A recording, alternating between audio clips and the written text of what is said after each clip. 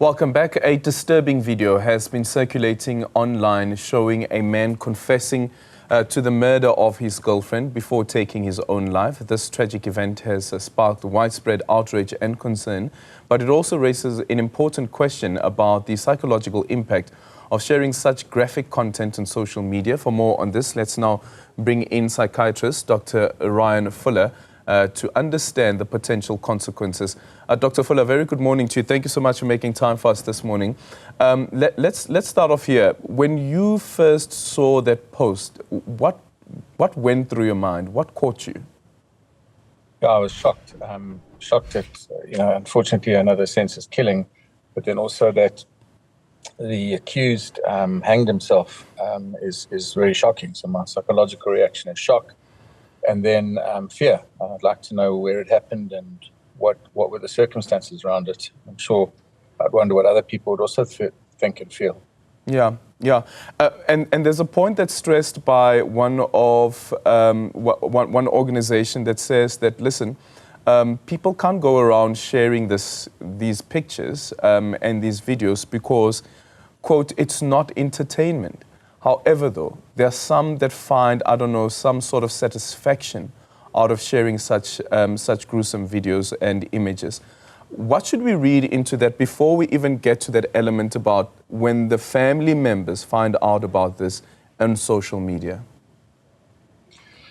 Yeah, unfortunately, it's a product of our current world we live in with digital information. The same way I'm speaking to you by Zoom now, on an iPad and a phone. It's the world we live in.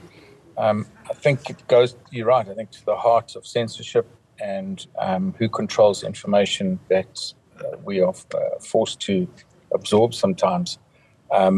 It's a very, very tricky debate because once you start censoring information in a general sense, who makes those decisions? And at some point, information will unfortunately get out, so to speak. We see that in school environments often when children video and when people are on videoing on their cameras and whatnot. So I think what I'm trying to say is we can't hide from it. I think the sensible approach would be to address it in the same way that many schools have access to responsible viewing of images on digital media. There should be some discussion, and certainly with the victims and the family, the surviving family members. Hopefully we'll have a way of trying to make sense of it. I don't think we can hide from it, is what I'm trying to say.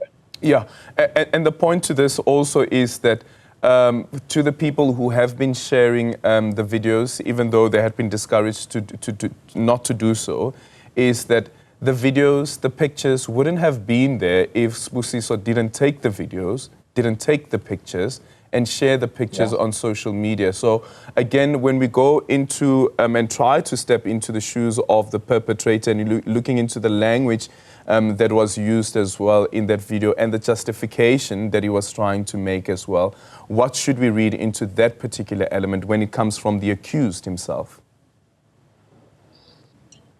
Yeah, look, again, I completely agree with you. It shouldn't be there, but you can't hide from it. It is there. The perpetrator, the alleged perpetrator, appears like that was clear, has done this.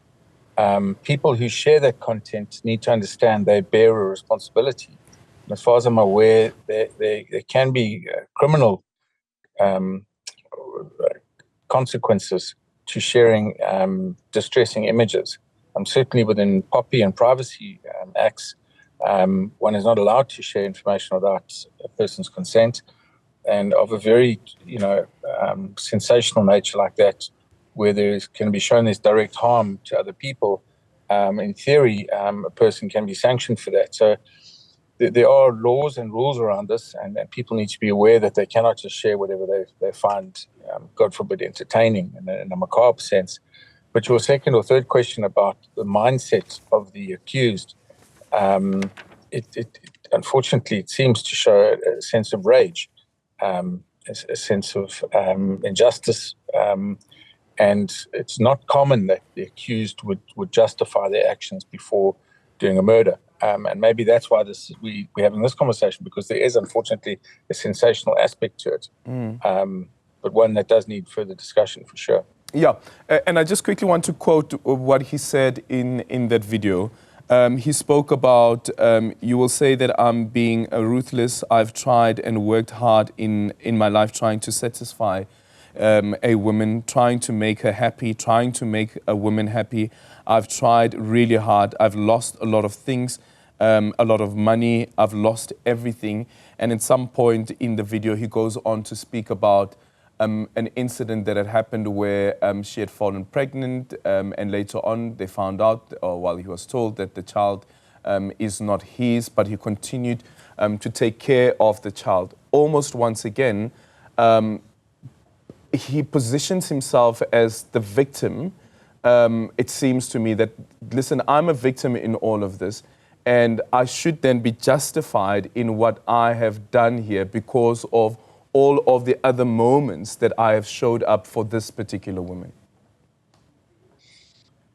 Yeah, unfortunately, it's very profound. I mean, it's a complete tragedy. I've had, unfortunately, similar cases where men not only feel slighted but aggrieved, but are enraged that, despite their best efforts in their own minds, society, or in particular, often unfortunately, it's a woman, has spurned them, has been unfaithful.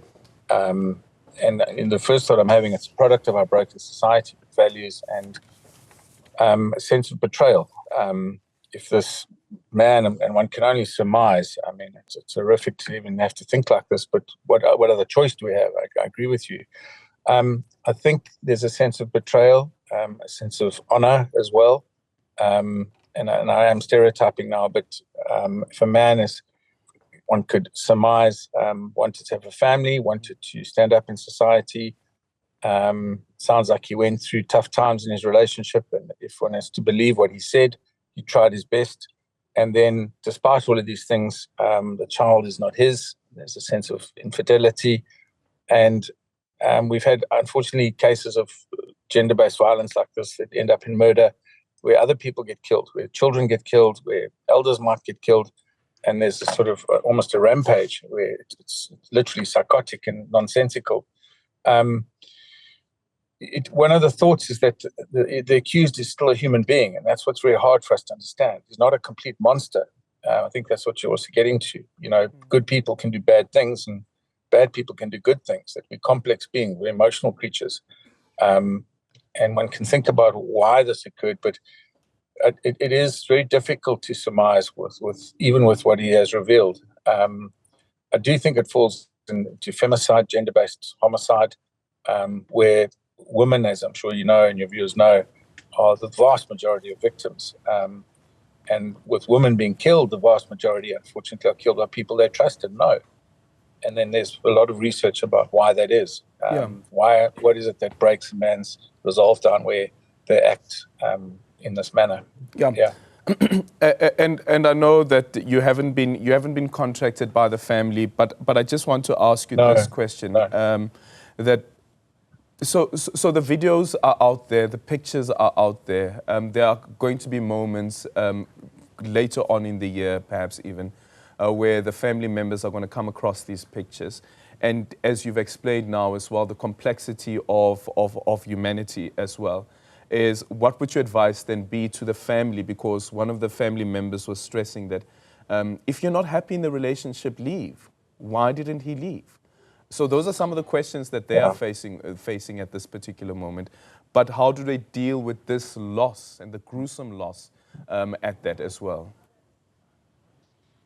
Thank you for that. I think that's the heart of why one would try and understand this, is to give solace and comfort to the surviving family members, without a doubt. And also the accused family members. He's still a human being who may also be in a state of shock and grief. And they're the standard grief responses. They should absolutely correctly have access to a counsellor, through a general practitioner, and probably then through to a trauma counsellor, clinical psychologist, and if need be, a psychiatrist, where they may need an assessment if there's signs of what we'd call complicated grief. You know, if unfortunately they're grieving and they're not sleeping, they have intense feelings, mood swings, and they're not functioning, they might need an assessment to determine whether medication and other forms of therapy can help the family members. You know, the typical phases of grief, you know, shock, anger, rage, what we call bargaining, and then hopefully, some sort of acceptance. Those phases can happen in many orders. It can last weeks, months, decades, and lifetimes, unfortunately. And one tries to assist in that process. You can't force people to grieve, but certainly they should be offered appropriate facilities wherever they live in the country. And I think that is crucial. Often we find that it's a local church member, a trusted person, might be a community elder, and one would hope that the other families are rallying around this poor family to try and assist them. I would just say further that this is not a normal grief. Grief is unfortunately a part of life. People do pass away. But where this is an unnatural death, and then further shocking by the accused doing what he has done by taking his own life, and then by publicizing that, that is very complicated and needs probably some specialist intervention. And this moment, I guess, will also remain indelible for the family. But thank you so much for making time for us this morning, Dr. Ryan Fuller, who's a specialist psychiatrist there, on that story of Sibusiso Lawrence, as well as Sibusiso Lawrence, who was accused of murdering his ex-fiancée and then later on hanging himself as well.